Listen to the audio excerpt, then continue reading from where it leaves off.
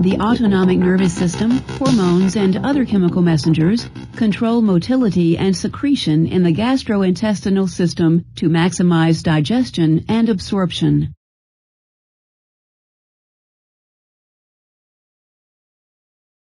Your goals for learning are to list the phases of gastrointestinal control, to explain the enteric nervous system and describe its autonomic innervation, to state how short and long reflexes coordinate and modulate digestive activity, to describe hormonal control of digestion.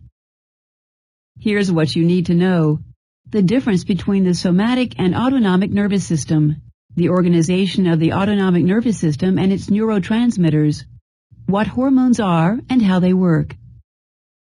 To see definitions of terms, click the bold red words. Control of the digestive system progresses from the head to the stomach to the small intestine as food enters and moves through the GI tract. We can distinguish three phases of control: cephalic, gastric, and intestinal.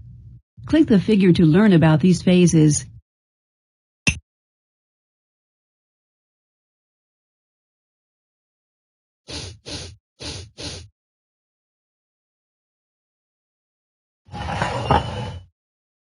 During the cephalic phase of control, receptors for the sight, smell, taste, and even the thought of food initiate reflexes that cause salivation, production of gastric juice, and gastric contractions. These responses are mediated by the vagus nerve and prepare the GI system for the arrival of a meal. Click the figure to continue.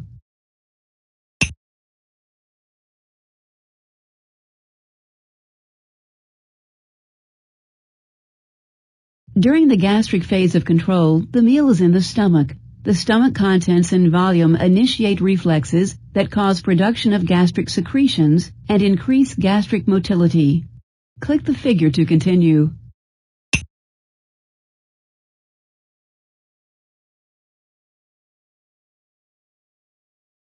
During the intestinal phase of control, the meal moves into the intestine.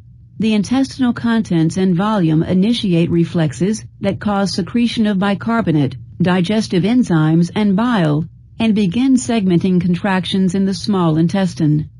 Inhibitory reflexes from the intestine slow gastric emptying while the intestinal contents are neutralized, digested, and absorbed. Click the figure to continue. The phases of control occur in sequence only at the beginning of a meal. Once a meal is underway, the phases are simultaneous. The stomach and intestine work together back and forth to digest and absorb the contents of a meal.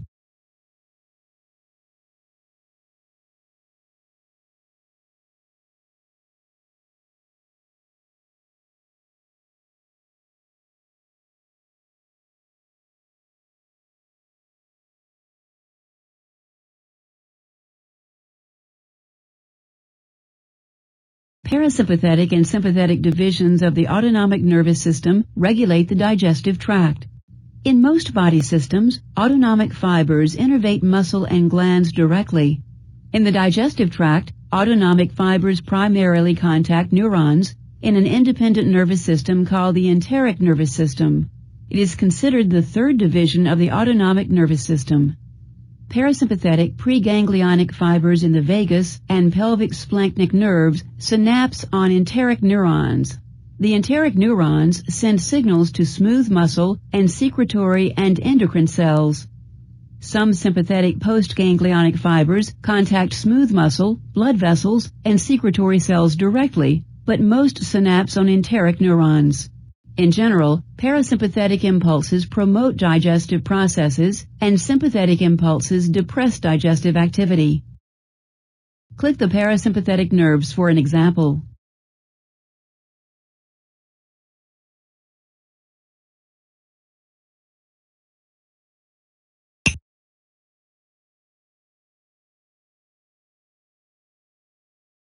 Since nervous stimuli engage a nervous network, instead of just a single target tissue, the stimuli can have widespread effects.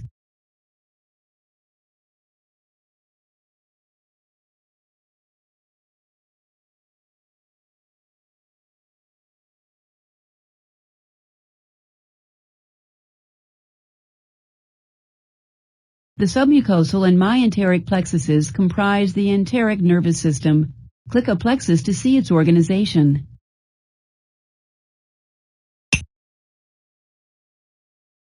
There are more sensory neurons, motor neurons, and interneurons in this complex circuitry than in the spinal cord. As a result, the enteric nervous system can independently carry out many digestive functions. Peristalsis in the lower esophagus and the migrating motility complex of the small intestine are examples.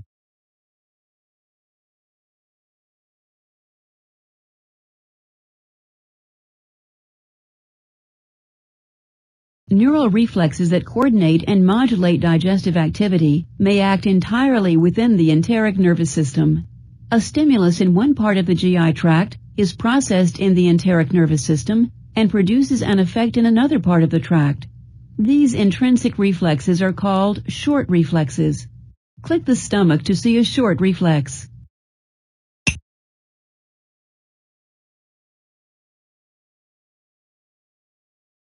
Sometimes stimuli from the GI tract are sent to the central nervous system in the vagus or sympathetic nerves for processing. Responses generated in the central nervous system and conveyed to the gut by extrinsic nerves are called long reflexes. Click the stomach to see a long reflex.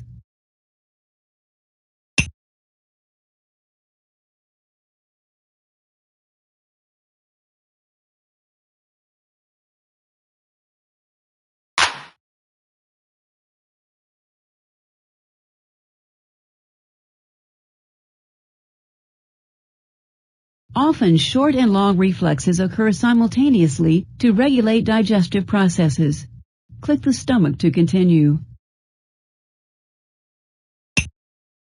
The volume and contents of a meal initiate reflexes that modulate motility and secretion in the digestive system. Here are two important examples. Click the stomach.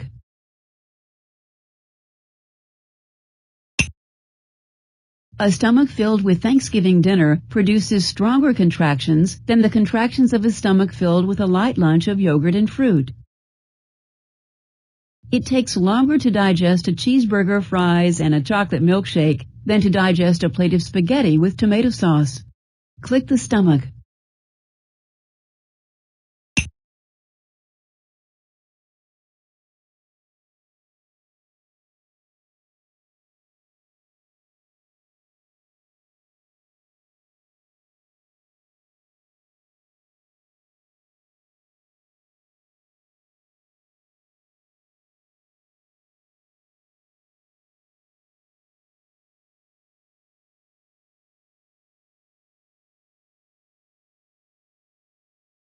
A high-fat meal empties more slowly from the stomach than a high-carbohydrate meal. Click the head to reveal additional central nervous system control of the GI system. Stressors, especially strong emotions, anxiety, and worry, affect digestive activity. Signals from the central nervous system override the autoregulatory control of the digestive system and cause upsets like stomach aches, diarrhea, or constipation.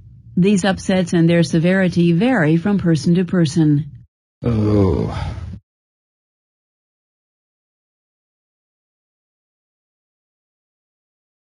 Recall that the autonomic nervous system has a 2-neuron chain between the central nervous system and effector organs. Click the diagram to reveal neurotransmitters of the autonomic nervous system. Acetylcholine is the neurotransmitter for all preganglionic fibers and for parasympathetic postganglionic fibers. Norepinephrine is the neurotransmitter for sympathetic postganglionic fibers. Click the small intestine to reveal neurotransmitters of the enteric nervous system. Many neurotransmitters found in the brain are also found in the enteric nervous system. Interneurons may use acetylcholine, serotonin, vasoactive intestinal peptide, nitric oxide, and somatostatin. Click the smooth muscle.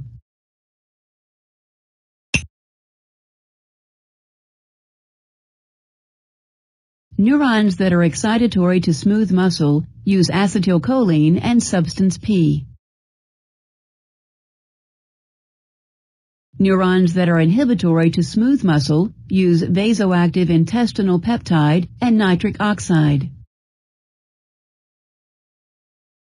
Another family of neurotransmitters, the enkephalins, found in nerve fibers of the mucosa and smooth muscle, act to slow intestinal motility, contract the lower esophageal, pyloric, and ileocecal sphincters, and inhibit intestinal secretion. Note that acetylcholine has profound effects on the digestive system because of its widespread use by parasympathetic, sympathetic, and enteric neurons. The enteric neurons use many different neurotransmitters, some neurons releasing more than one. This results in complex actions by the GI neurotransmitters.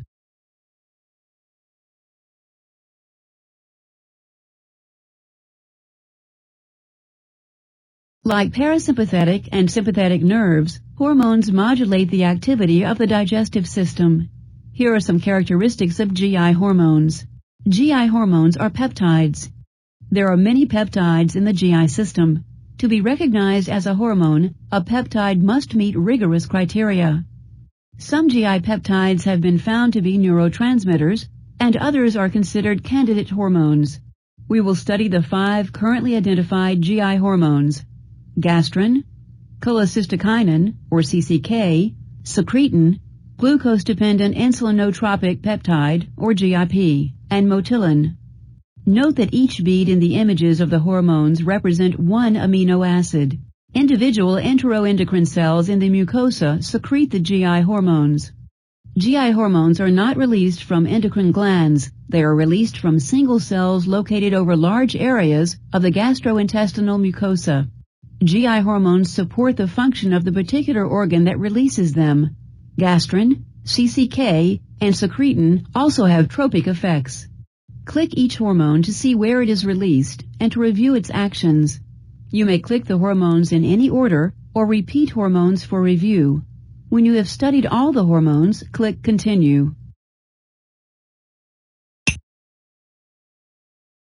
G cells in the pyloric antrum of the stomach secrete gastrin.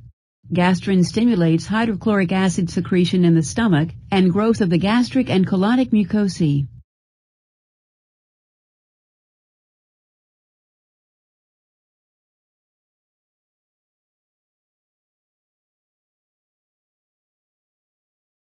GI hormones enter the circulatory system, not the lumen of the GI tract. Neural activity, breakdown products of foodstuffs, or distension of the GI tract cause secretion of hormones. Note that hormones are not released into the lumen of the tract. They enter the portal blood and are transported to the liver and heart before returning to the GI tract to act. Some GI hormones exhibit potentiation.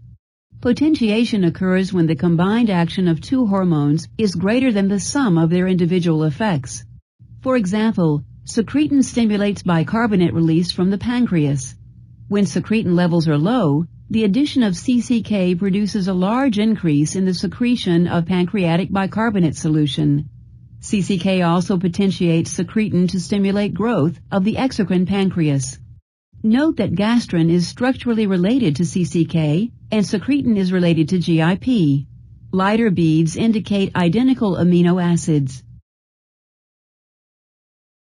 The structural similarities among GI hormones and the probable presence of receptors for all GI hormones on most cells of the GI tract account for the amazing complexity of actions of GI hormones.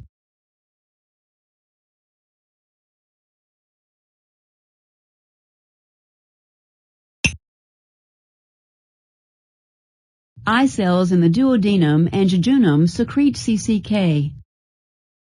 CCK causes the gallbladder to contract, moving bile into the small intestine.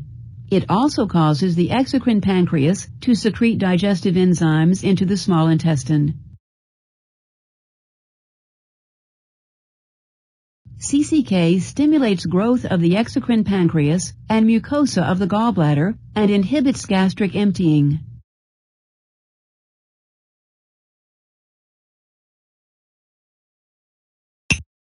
S cells in the duodenum secrete the hormone secretin. Secretin causes both the liver and the exocrine pancreas to secrete bicarbonate into the small intestine and stimulates growth of the exocrine pancreas. Secretin inhibits gastric acid secretion. Because its actions reduce acidity, secretin is called nature's antacid.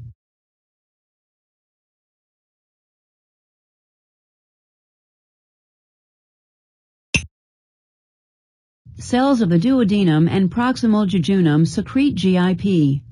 In the presence of glucose, GIP stimulates secretion of insulin by the endocrine pancreas. During a meal, GIP causes an earlier and larger secretion of insulin than if glucose were the only stimulus for secretion of insulin.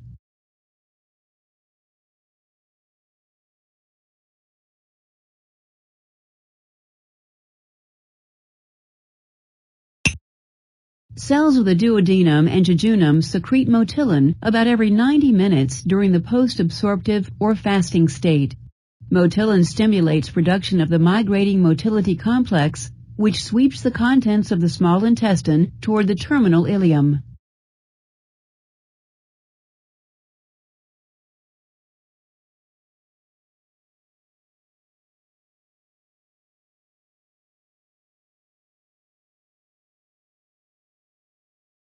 GI hormones enter the circulatory system, not the lumen of the GI tract. Neural activity, breakdown products of foodstuffs, or distension of the GI tract cause secretion of hormones. Note that hormones are not released into the lumen of the tract. They enter the portal blood and are transported to the liver and heart before returning to the GI tract to act. Some GI hormones exhibit potentiation. Potentiation occurs when the combined action of two hormones is greater than the sum of their individual effects. For example, secretin stimulates bicarbonate release from the pancreas. When secretin levels are low, the addition of CCK produces a large increase in the secretion of pancreatic bicarbonate solution. CCK also potentiates secretin to stimulate growth of the exocrine pancreas. Note that gastrin is structurally related to CCK and secretin is related to GIP. Lighter beads indicate identical amino acids. The structural similarities among GI hormones and the probable presence of receptors for all GI hormones on most cells of the GI tract account for the amazing complexity of actions of GI hormones.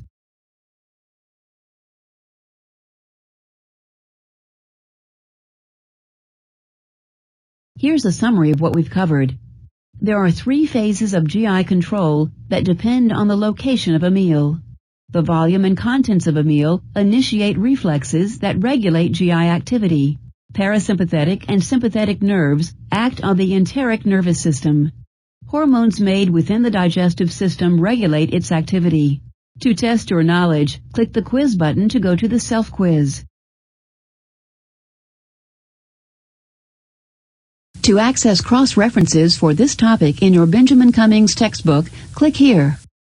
To test your knowledge, click the quiz button to go to the self-quiz.